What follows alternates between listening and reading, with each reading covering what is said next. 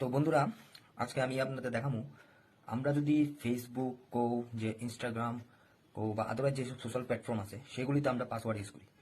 তো কোনো না কোনো সময় আমরা কি হয় যে পাসওয়ার্ড আমরা ভুলে যাই। তো ভুলে যাওয়ার পরে সেই পাসওয়ার্ডটা আমরা কীভাবে বের করব, তো সেটা বের করানোর একটা পদ্ধতি আমি আপনাদেরকে একটা ছোট্ট একটা ভিডিওর দ্বারা বলে দিব। যত খুশি পাসওয়ার্ডই হোক, যে কোনো সোশ্যাল প্ল্যাটফর্মের পাসওয়ার্ডই হোক, এই জায়গাটাতে গিয়ে সেটা আপনি সেই পুরানো পাসওয়ার্ডটা যে ভুলে গেছেন গা, সেই পুরানো পাসওয়ার্ডটা আপনি খুঁজা বের করতে পারবেন।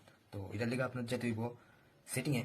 তো সেটিং অপশনে গিয়ে সেটা আপনারা বের করতে হইব গুগল সার্ভিসটা আছে, গুগল সার্ভিসে গিয়ে সেটা এখানে আপনার যেতে হইব যে